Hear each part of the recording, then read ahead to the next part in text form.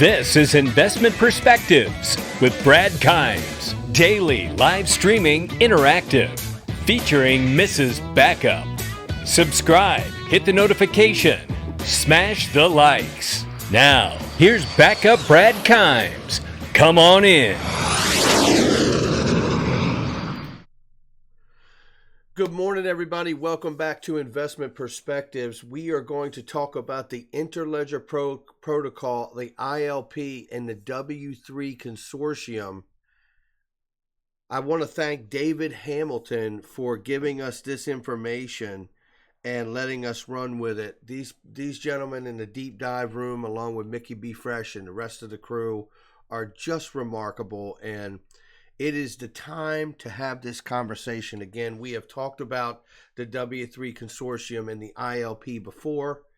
The iLP was gifted to the W3 Consortium, but what is the W3C? So the World Wide Web Consortium is the main international standards organization. You're going to want to know all of this. This is very exciting where this is going. Is the main international standards organization for the World Wide Web. Founded in 1994 and currently led by Tim Berners-Lee, the consortium is made up of member organizations that maintain full-time staff working together in development of standards for the World Wide Web. As of October 29th, the W3C had 443 members.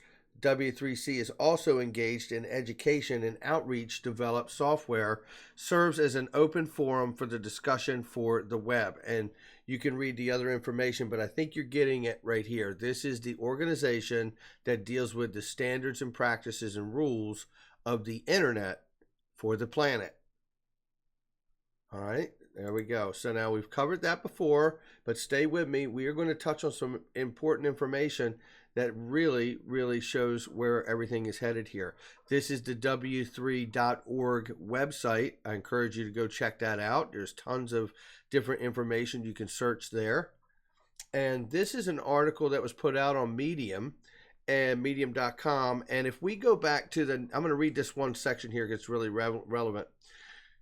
If we go back to the 1990s, we had Microsoft, Dell, and Intel who were at the forefront of the internet and data revolution. Dell and Intel made the hardware.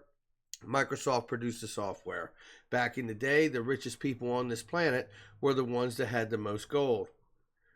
We then found oil, and the richest people on the planet had the most oil. After the internet of data was built, we've seen this result in the biggest companies in the world right now: Microsoft, Facebook, Amazon, and Apple, to name a few. These companies all grew to the Goliaths that they are today as a result of the Internet of Data. Who is in charge of the Internet of Data? The W3C. We all trust the W3C to control and regulate the Internet, so that when they say a site is safe and secure, we can browse with peace of mind. This is the Internet Protocol at work. The W3C are also in control of the Interledger Protocol, the iLP. This is almost exactly the same as IP, but for money and value. The iLP are a set of protocols that make sure a payment settlement can bounce from one network to another or through multiple networks to reach a final destination. Ripple made this protocol and gifted it to the W3C. So if you trust in the internet, it is time to start to trust. Let me read that again. So if you trust the internet, it is time that you start to trust the W3C, the XRP Ledger, and the iLP. That is the truth right there. And this was as far back as like 2015 or 2016 when that was gifted to the W3C, just to be clear. I do have a couple videos where I've covered that before. Here's what's interesting. David Hamilton gave us the go-ahead on this, what he found here, the Interledger Payment Method, the unofficial draft for March 20, 2020. Now, this is exciting because this is the Interledger Payment Method, and it talks here, the specification describes data structures and formats and simple processing models to facilitate payments on the web using the standards defined by the Interledger Protocol. Come on in. donated to them by Ripple. This document is a draft of the potential specification. It has no official standing of any kind and does not represent the support or consensus of any standards organization. Of course it doesn't. The group maintains a list of bug reports of the pull requests. Proposed specification texts for standard issues are strongly encouraged. The specification was contributed by the Interledger Payments Community Group.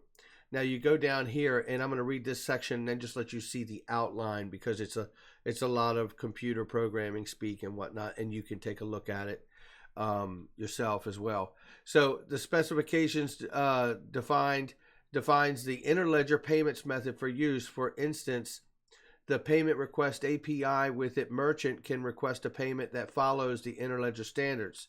The Interledger Protocol defines a number of standards that can be universally applied to all payments, irrespective of the network used to initiate or receive the payment. These include a universal addressing scheme for any destination account, a two-phase request-response orchestration for payment authorization, and a standard message signature scheme using simple SHA-256 hash digests. Now, it goes further down here and starts breaking down the method of that, of everything about it, right?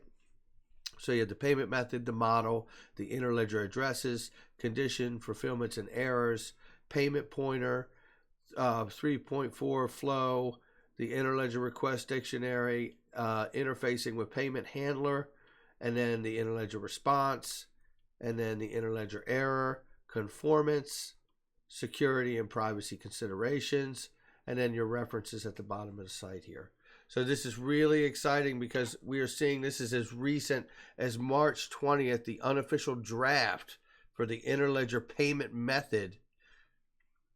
Here is also from David Hamilton. Again, shout out to David, who's amazing. A role-based architecture for processing payments request. And this takes you through all of the framework again, the design decisions, right? The status of the document, protect your privacy, definitions, that and the other. I'll read the abstract here just so we have it. The mission of the Web Payments Working Group is to make payments easier and more secure on the web.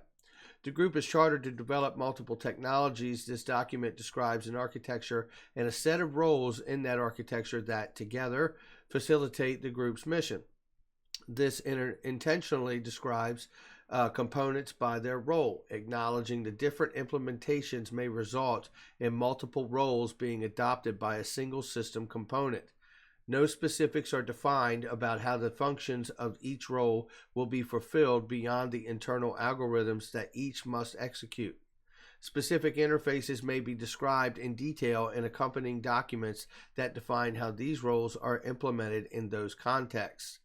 Note this architecture is focused on interactions between a payer and payee on the web and does not cover the architecture or components required for the full end-to-end payment process. So, all right, so this is really exciting. Again, this is a part of the same draft where they go deeper into the architecture for the payment request, processing payment requests. All right, so why is this important? Why is this important? One, we know the protocol was dedicated and gifted to the W3C, right, that oversees the internet of the world, right? Very important. It came from Ripple. We know that this draft is from March, just a month ago, less than a month ago.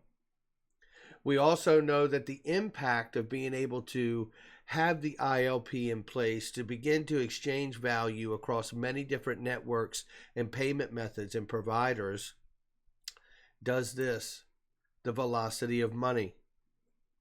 That is so important when we think about not only you and I paying one another, but private networks built on a public and private system like the iLP and the XRP ledger. The ability to speed up the settlement of payments is where we're going to get the new real jolt and source of liquidity from.